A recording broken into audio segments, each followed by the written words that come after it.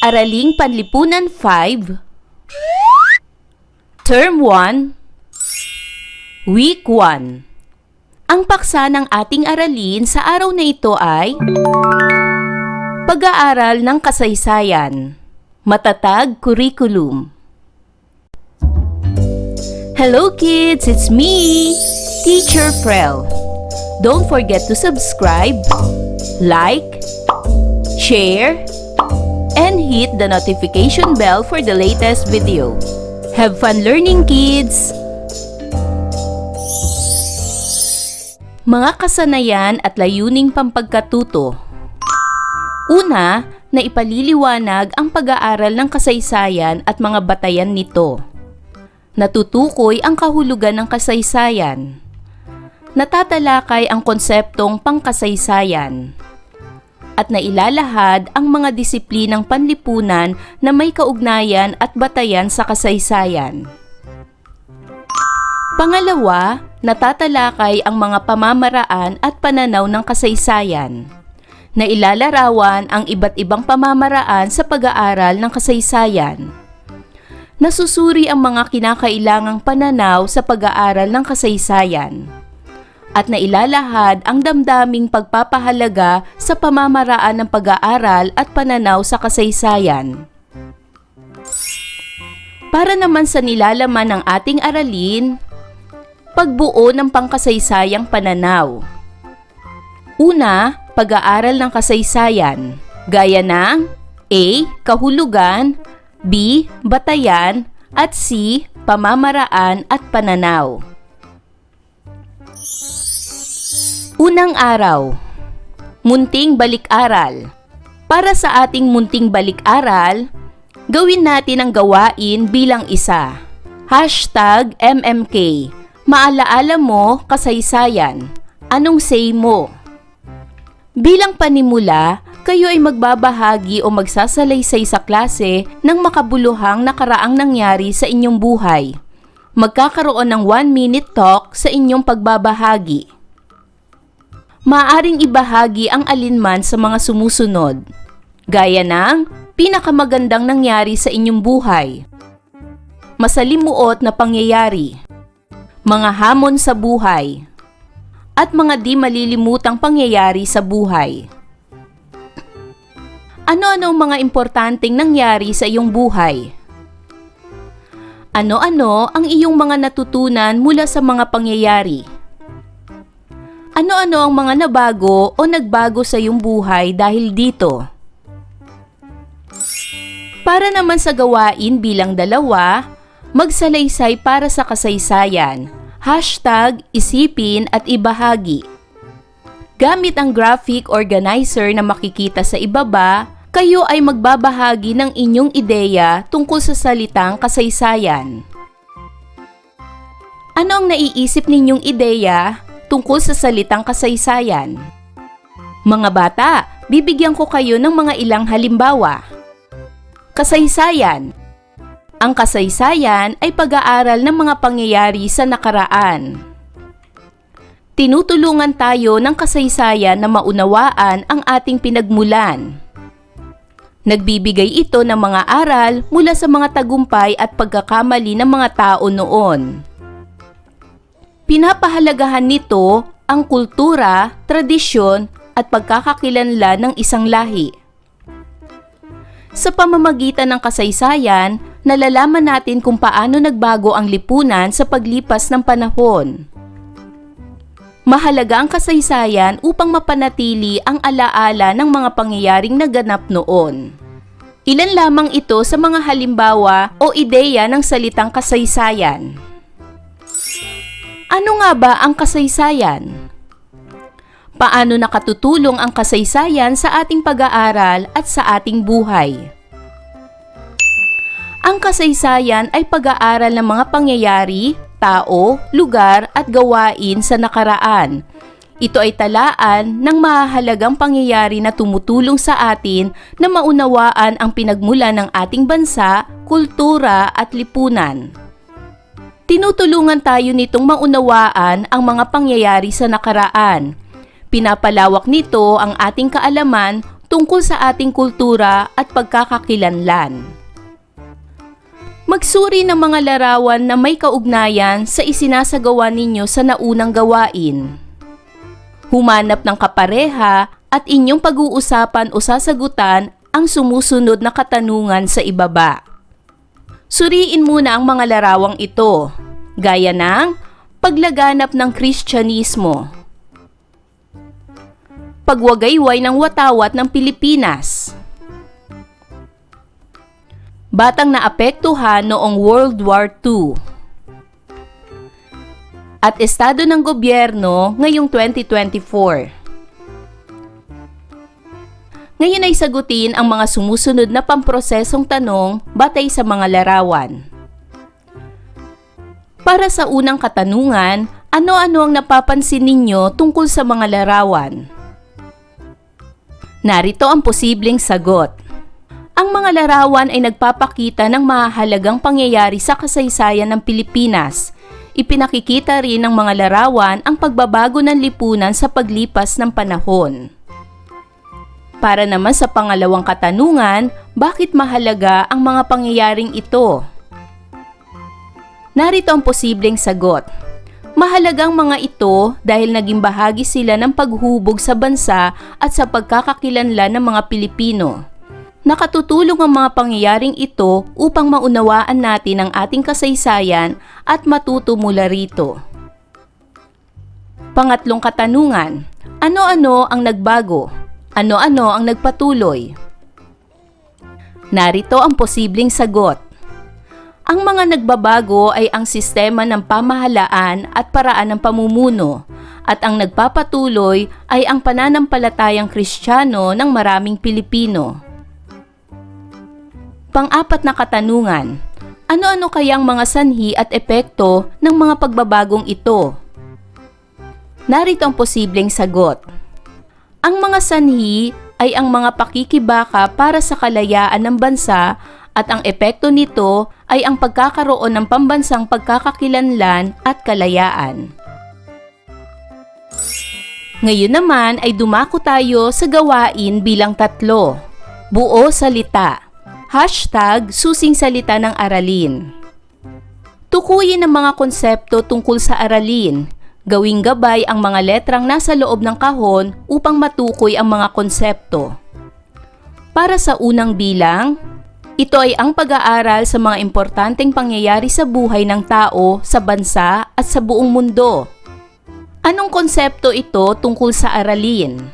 Kumpletuhin ang mga letra upang matukoy natin ang konseptong ito.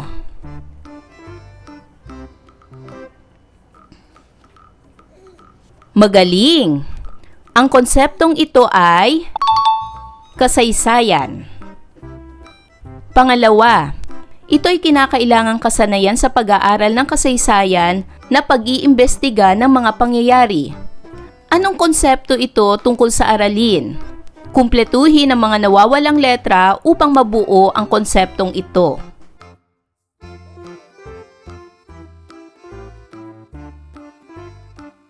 Tama! Ito ay pagsisiyasat.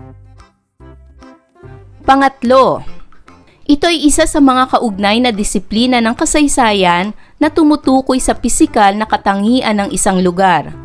Anong konsepto ito tungkol sa aralin? Kumpletuhin ang mga nawawalang letra upang mabuo o matukoy natin ang konseptong ito.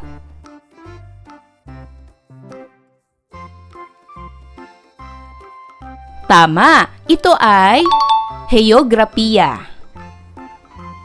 Pang-apat, ito ay nagmula sa salitang Griego na ang ibig sabihin ay impormasyon mula sa pagsasaliksik.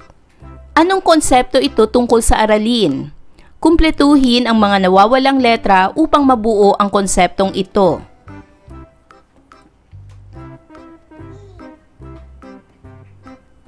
Tama, ito ay Historia.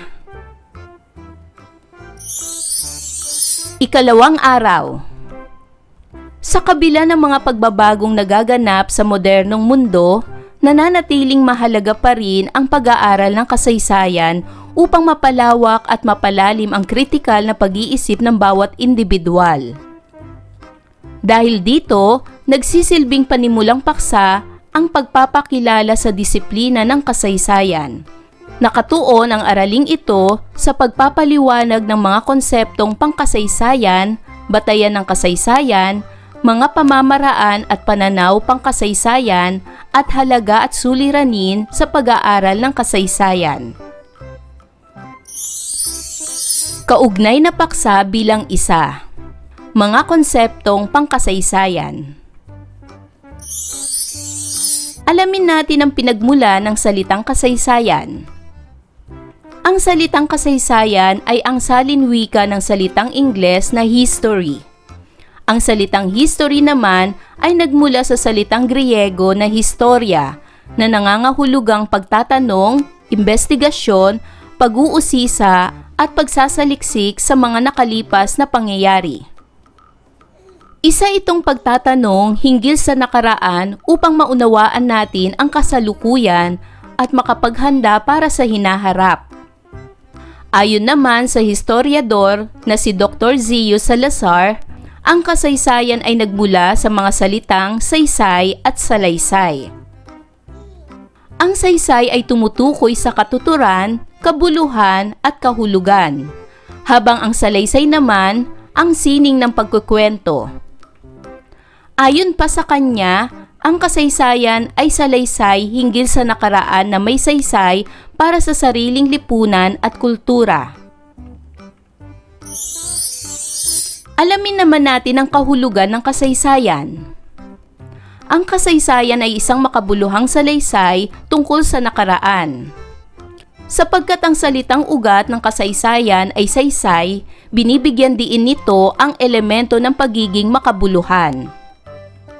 Kung tatanungin naman natin kung kanino dapat makabuluhan ang kasaysayan, kinakailangan nating tandaan na ang pagsasalaysay ay laging para sa isang tiyak na grupo.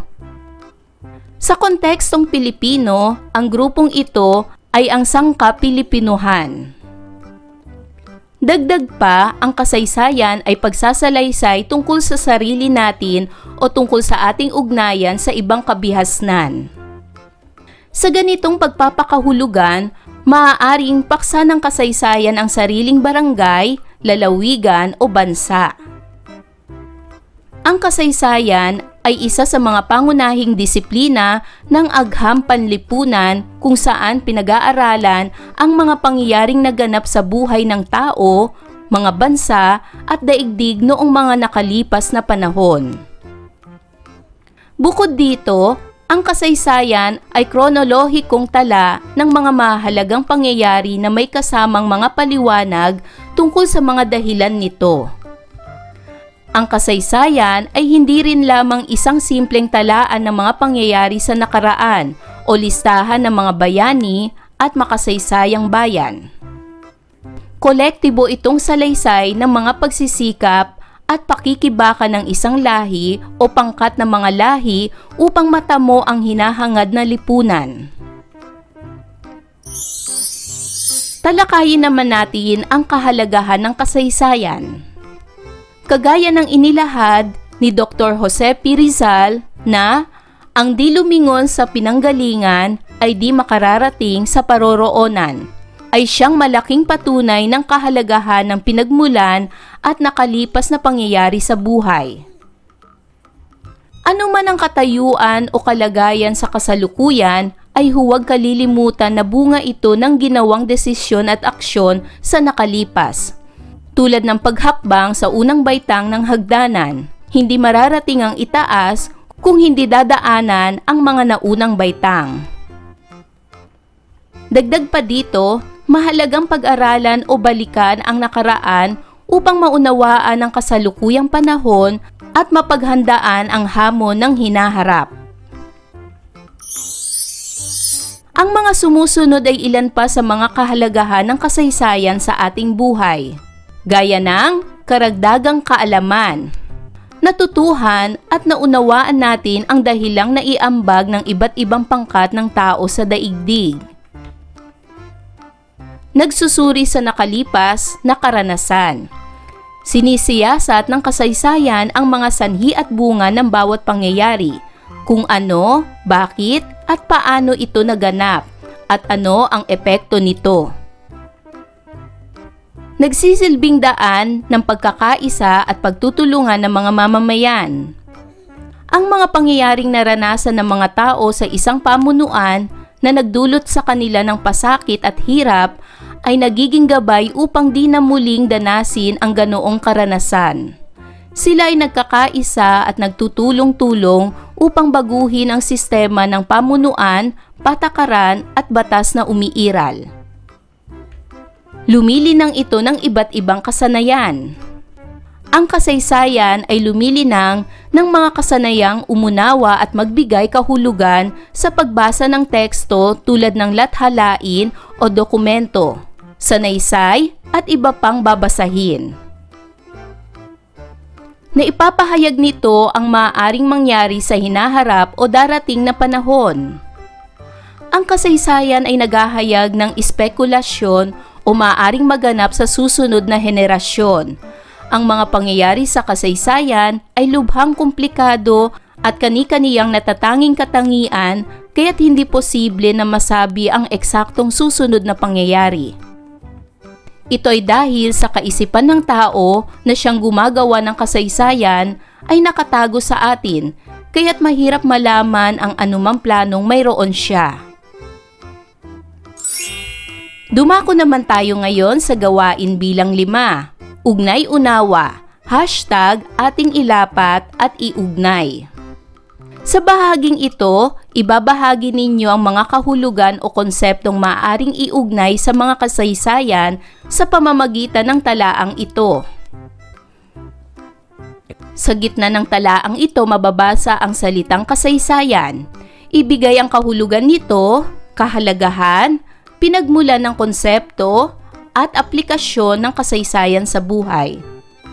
Narito ang mga halimbawang sagot. Para sa kahulugan, ito ay salaysay tungkol sa nakaraan. Kolektibo itong salaysay ng mga pagsisikap at pakikibaka ng isang lahi. Para naman sa kahalagahan, upang malaman ang pinagmulan at nakaraan, at masiyasat ang mga sanhi at bunga. Para naman sa pinagmulan ng konsepto, ito ay salinwika ng salitang Ingles na history. Nagmula sa mga salitang saysay at salaysay. At aplikasyon ng kasaysayan sa buhay, gaya ng pagkilala sa ating pagkakakilanlan at pagpapahalaga sa kalayaan at karapatan. Ilan lamang ito na maiuugnay natin sa salitang kasaysayan. Mag-isip pa kayo ng ibang kahulugan, kahalagahan, pinagmulan ng konsepto at aplikasyon ng kasaysayan sa buhay. Kaugnay na paksa bilang 2. Batayang pangkasaysayan at kanilang ugnayan. Ang pag-aaral ng kasaysayan, gaya rin ng iba pang mga asignatura, ay may koneksyon. Ang mga konsepto at mga aralin dito ay kakikitaan rin ng epekto at relatibo sa ibang asignatura o disiplina. Ang mga makikita sa ibaba ay ilan lamang sa mga disiplinang panlipunan kaugnay ng kasaysayan. Una, antropolohiya. Ito ay ang pag-aaral ng pinagmulan at kaasalan ng tao at ang pag-unlad at pagkakaiba-iba ng mga lipunan, kultura, kaugalian, at pang-araw-araw na gawain ng tao. Ang mga datos na nakukuha mula sa pag-aaral ay ginagamit sa pagbuo ng salaysay tungkol sa kasaysayan ng pinagmulan ng tao. Pangalawa, psikolohiya. Ito ay pag-aaral ng pag-iisip ng tao. Ito ang nagbibigay kahulugan sa pagbubuo sa personalidad tulad ng ugali at mga gawin ng tao. Sinusuri din nito ang disiplinang pagbabago o pag-iiba ng kilos ng tao batay sa mga pangyayari sa kanyang paligid. Pangatlo, sosyolohiya. Ito ang nagbibigay eksplanasyon o paliwanag ng relasyon ng tao sa kanyang pamilya, kanyang lipunan at sa institusyon at samahang kanyang kinabibilangan. Dito nababatid kung paano umaangkop o umaayon ng tao sa kanyang paligid, partikular sa ginagalawan niyang lipunan. Pang-apat, heograpiya. Ito ang pag-aaral ng pisikal na katangian ng mundo. Nakabahagi dito ang pag-aaral ng anyong lupa at anyong tubig na matatagpuan sa isang tiyak na lokasyon. Pang-apat, teolohiya. Ito ay ang makatuwirang pag-aaral tungkol sa Diyos o mga Diyos o sa mas pangkalahatang bagay tungkol sa relihiyon o espiritualidad. Pang-anim, filosofiya. Ito ang pag-aaral ng disiplinang kinapapalooban ng lohika, etika, estetika, metaphisika, at epistemolohiya. Ito ay pagsusuri sa mga paniniwala ng tao tungkol sa katotohanan, katarungan, hustisya at iba pang may kaugnayan sa pagkamit ng katarungan. Pang-pito, economics. Ito ay ang pagsusuri kung paano ginagamit ng lipunan ang taglay nitong limitadong yaman upang matustusan ang mga pangangailangan at kagustuhan ng mamamayan. Pang-walo, agham politikal. Ito ang pag-aaral ng mga teorya, paraan at sistema ng pamamalakad ng mga pamahalaan. Dito sinusuri ang disiplinang pagpapatakbo ng isang burokrasya at ang pagkilos at pagpapatakbo ng isang pamahalaan. Dumako naman tayo ngayon sa gawain bilang 6, ugnay-unawa. #ating ilapat at iugnay. Sa bahaging ito, iuugnay ninyo ang kasaysayan sa iba't ibang disiplinang panlipunan. Pipili kayo ng 3 disiplina at iuugnay ito sa kasaysayan. Halimbawa, isulat sa taas ang salitang kasaysayan at pumili ng 3 na maaaring iugnay sa salitang kasaysayan ayon sa ating pinag-aralan. Narito ang 3 na napili ko na maaaring iugnay sa salitang kasaysayan, gaya ng teolohiya, economics, at filosofiya. Ang teolohiya ay pag-aaral tungkol sa Diyos o mga Diyos o sa mas pangkalahatang bagay tungkol sa relihiyon o espiritualidad. Ang economics ay ang pagsusuri kung paano ginagamit ng lipunan ang taglay nitong limitadong yaman upang matustusan ang mga pangangailangan at kagustuhan ng mamamayan. At ang filosofiya ay pagsusuri sa mga paniniwala ng tao tungkol sa katotohanan, katarungan, hustisya at iba pang may kaugnayan sa pagkamit ng katarungan. Para naman sa ugnay-unawa, #ating ilapat at iugnay. Magtatala kayo ng mga maaaring gawin sa pamamagitan ng pagkumpleto sa mga pahayag upang maipakita ang pag-unawa sa kasaysayan. Una, ang masusing pag-unawa sa antropolohiya o mga artifacts ay tungo sa pagtamo ng nalalaman sa kasaysayan ay mahalaga dahil kumpletuhin ang pahayag na ito. Narito ang aking halimbawa. Nagbibigay ito ng ebidensya at impormasyon tungkol sa pamumuhay, kultura at mga gawain ng mga tao noong sinaunang panahon. Pangalawang bilang. Bilang isang mamamayang Pilipino, kailangan na ang kaalaman ko sa kasaysayan ay maiuugnay ko rin sa heograpiya at ekonomiya dahil kumpletuhin ninyo ang pahayag na ito. Narito ang aking halimbawa. Dahil nakatutulong ito upang maunawaan ko kung paano nakaaapekto ang lokasyon at likas na yaman ng bansa sa pag-unlad ng pamumuhay at kabuhayan ng mga Pilipino. Pangatlo, bilang isang responsable at mapagmahal na Pilipino, ang pag-alam sa kasaysayan ay masasabi kong susi sa magandang pamamahala ng bansa dahil kumpletuhin ninyo ang pahayag na ito. At narito ang aking halimbawa. Dahil natututo tayo mula sa mga tagumpay at pagkakamali ng nakaraan, na nagsisilbing gabay sa paggawa ng matatalino at makatarungang desisyon para sa kinabukasan ng bayan. Mga bata, mag-isip kayo ng sarili ninyong dahilan upang makumpleto ang mga pahayag na ito. Ikatlong araw. Kaugnay na paksa bilang 3. Pamamaraan at pananaw sa pag-aaral ng kasaysayan. Ang pag-aaral ng kasaysayan ay binubuo ng 3 bahagi. Pagtatanong, paghahanap at pagsusuri ng datos, at konklusyon. Upang mas maging makabuluhan ang pag-aaral ng kasaysayan, lalong-lalo na sa paghahanap at pagsusuri ng datos, kinakailangang matukoy ang mga pinagkukunan ng mga mahalagang datos. Ito ay may 2 uri. Una, primaryang sanggunian. At pangalawa, sekundaryang sanggunian. Unahin natin ang primaryang sanggunian. Ito ay uri ng sanggunian na ang impormasyon ay galing sa mismong taong nakasaksi ng pangyayari. Maaring isang bagay, pangyayari o tao na pangunahin o mismong pinanggalingan ng impormasyon. Ito ay naganap o nasaksihan sa mismong oras kung saan naganap ang pangyayari.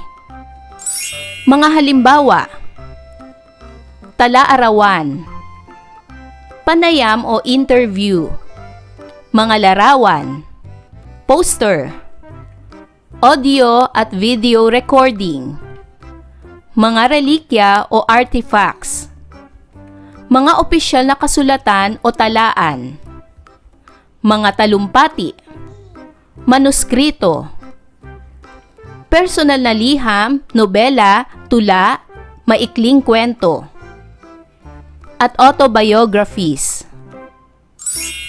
Narito ang mga anyo at iba pang halimbawa ng primaryang sanggunian. Anyo, nakasulat. Halimbawa, dyaryo. Iba pang halimbawa, liham, talaan sa araw-araw at pahayagan. Anyo, pasalita. Halimbawa, tape ng talumpati. Iba pang halimbawa, transcript ng pagdinig sa korte o sa senado, interview at usapan sa telepono. Anyo, biswal. Halimbawa, litrato.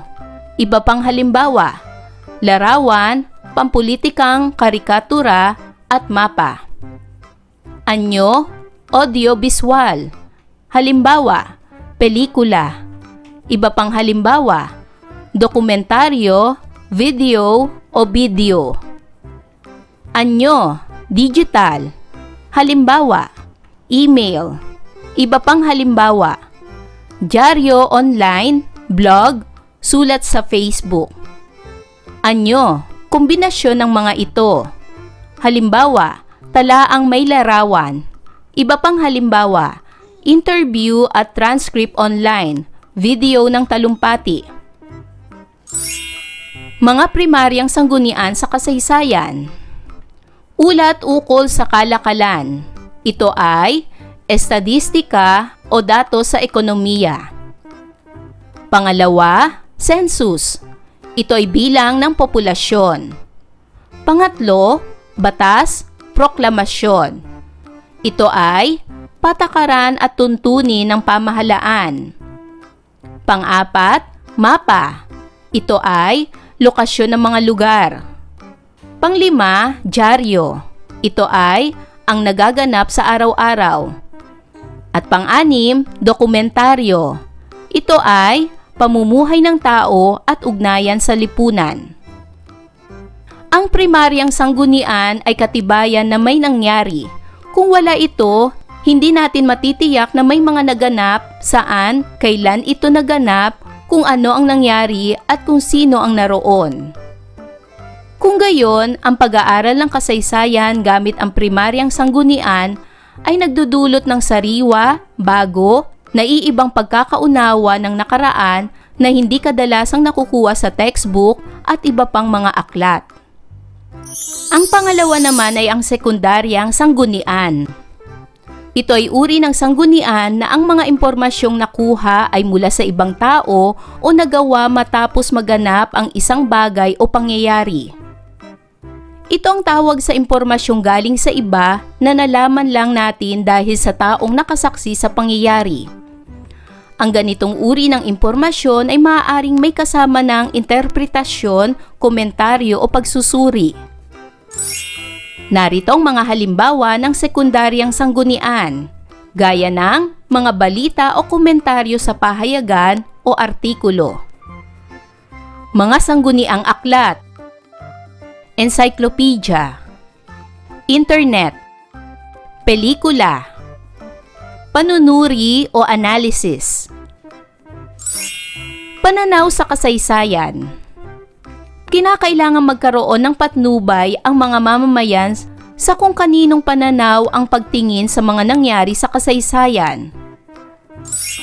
Ang mga sumusunod ay mga katangian ng pagtanaw sa kasaysayan. Una, pangsilang pananaw. Ito ay ang pagkukwento ng kasaysayan ng Pilipinas ng isang dayuhan para sa kapakinabangan ng kapwa dayuhan. Pangalawa, pangkaming pananaw. Ito ay ang pagkukwento ng kasaysayan ng Pilipinas ng isang Pilipino para sa kapakinabangan ng dayuhan. Pangatlo, pantayong pananaw. Ito ay ang pagkukwento ng kasaysayan ng Pilipinas ng isang Pilipino para sa kapakinabangan ng kapwa Pilipino sa pamamagitan ng wika at kailangang Pilipino. Ngayon ay dumako na tayo sa gawain bilang 7. Saang sanggunian dapat? #alamin at tukuyin. Tukuyin ninyo kung anong uri ng sanggunian ang mga sumusunod. Isulat ang primarya o sekundarya sa talaan bago ang bilang. Una, ang biografiya ni Dr. Jose Rizal. Ito ba ay sa primarya o sekundarya?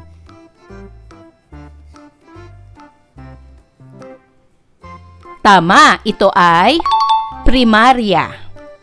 Pangalawa, ang video ng pagkakadeklara ng martial law.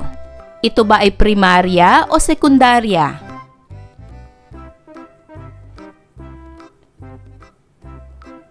Tama, ito ay primarya. Pangatlo, ang mapa ng Pilipinas. Ito ba ay primarya o sekundarya?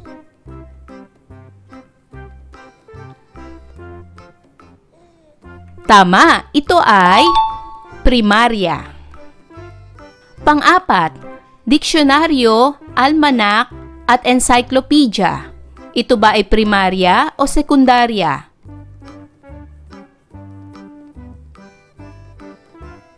Tama, ito ay sekundarya.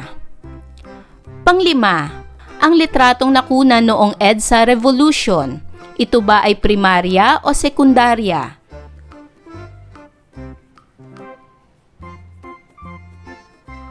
Tama, ito ay primarya. Pang-anim, sa eskwelahan, parating ginagamit ang mga textbooks para pag-aralan ng mga asignatura. Anong uri ng sanggunian ang textbook? Ito ba ay primarya o sekundarya?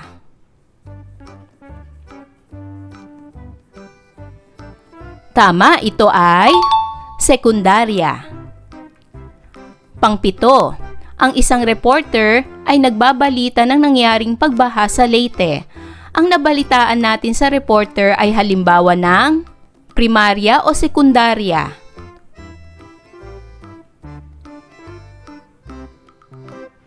Tama, ito ay sekundarya. Pangwalo, nabasa ko ang mga impormasyon sa pahayagan. Ito ba ay primarya o sekundarya?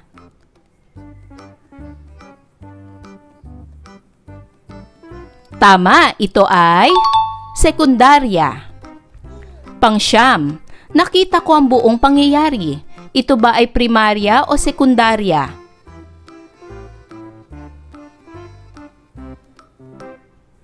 Tama, ito ay primarya. At pang-sampu, ako mismo ang nakaranas ng mga pangyayari. Ito ba ay primarya o sekundarya?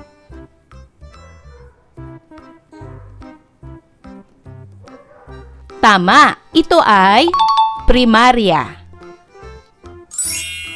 Para naman sa gawain bilang 8, buklat, mulat. Hashtag, handang mamulat sa mga konseptong dapat. Panuto, kayo ay kinakailangang mag-book ng inyong trip o paglalakbay tungkol sa aralin. Isulat ang inyong naramdaman, ang mga konsepto o ideyang nagpamulat at umantig sa mga isip at puso ninyo tungkol sa pag-aaral at pananaw sa kasaysayan. Iugnay ito sa pang-araw-araw na pamumuhay. Para naman sa gawain bilang 9, istasyong madunong. Choo-choo!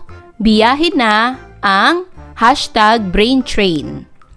Panuto, kayo ay maglalakbay gamit ang hashtag brain train. Kayo ay dadaan sa mga iba't ibang istasyon at inyong itatala ang inyong naging pagbubuod sa aralin.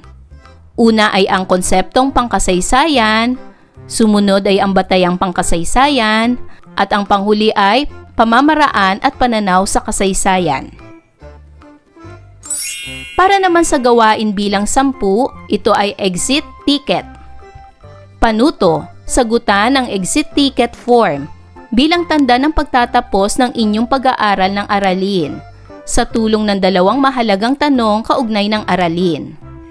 Una, bakit mahalagang pag-aralan ang kasaysayan? Pangalawa, pumili ng isang salita o konseptong pangkasaysayan sa ating mga pinag-aralan at ipaliwanag ito. Para naman sa gawain bilang 11, tayahin ang nalalaman. Lagyan ng check kung tama at X naman kung mali ang pahayag. Isulat ito sa sagutang papel. Para sa unang bilang, ang historya ay nagmula sa salitang Latin na historia na ang ibig sabihin ay tala. Ang pahayag ba ay check o X?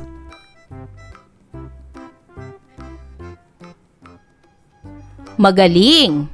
Ang pahayag ay X. Pangalawa, ang salitang ugat na kasaysayan ay saysay. Binibigyan diin nito ang elemento ng pagiging makabuluhan. Ang pahayag ba ay check o X?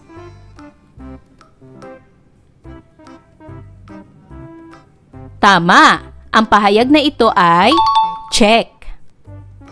Pangatlo, ang kasaysayan ay nagmula sa mga salitang saysay at salaysay. Ang pahayag ba ay check o X?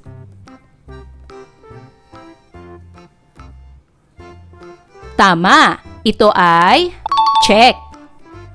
Pang-apat, ang kasaysayan ay hindi kinakailangang chronological na tala. Ang pahayag ba ay check o X?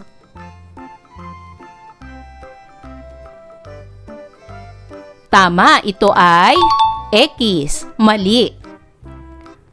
Panglima, ang pag-aaral ng kasaysayan ay mahalaga sa paglinang ng mga iba't ibang kasanayang pampagkatuto.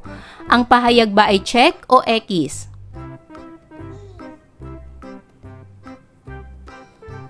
Tama, ito ay check. Para naman sa gawaing ito, iguhit ang masayang mukha kung ang sinasabi ng pangungusap ay tama at malungkot na mukha kung mali. Pang-anim, nababatid sa agham politikal kung paano umaangkop o umaayon ng tao sa kanyang paligid, partikular sa ginagalawan niyang lipunan para sa pag-aaral ng kasaysayan. Ito ba ay masayang mukha o malungkot na mukha?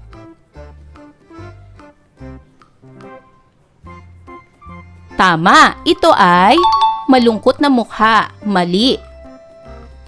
Pang-7, ang mga datos na nakukuha mula sa pag-aaral ng antropolohiya ay ginagamit sa pagbuo ng salaysay tungkol sa kasaysayan ng pinagmulan ng tao. Ito ba ay masayang mukha o malungkot na mukha?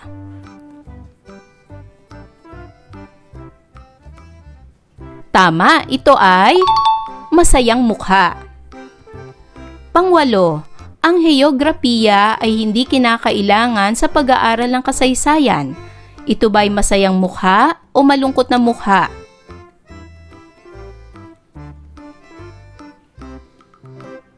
Tama, ito ay malungkot na mukha. Pangsyam, makatuwirang iugnay ang kasaysayan sa pag-aaral ng teolohiya. Ito ba ay masayang mukha o malungkot na mukha?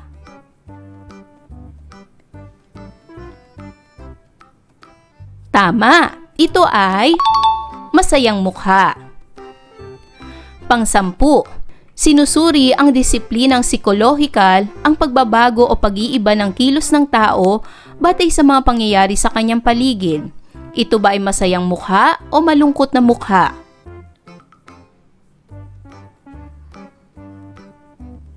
Tama, ito ay masayang mukha. Sa gawaing ito, isulat sapat lang ang T kung ang sumusunod na pahayag sa ibaba ay tama at M kung ito ay mali. 11.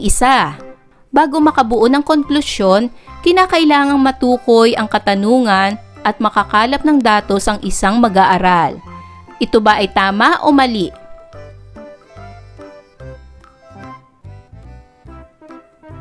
Magaling, ito ay tama, letter T. 12. Ang talumpati ng Pangulo sa kanyang State of the Nation Address or SONA ay halimbawa ng sekundaryang sanggunian. Ito ba ay tama o mali?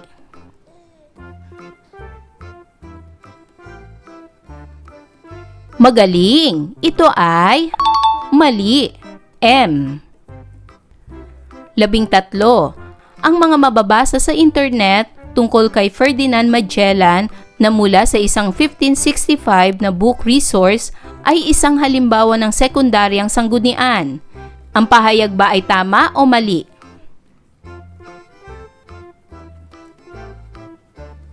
Magaling! Ang pahayag ay mali, M. 14. Ang pagkukwento ng kasaysayan ng Pilipinas ng isang Pilipino para sa kapakinabangan ng kapwa Pilipino ay pantayong pananaw. Ang pahayag ba ay tama o mali?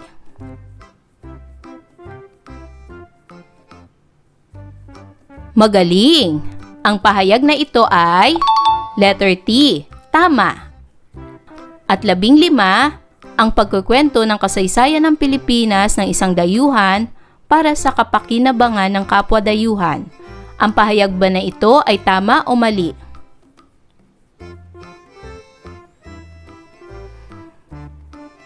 Magaling! Ito ay letter T, tama. Para naman sa gawain bilang 12, lipat kaalaman.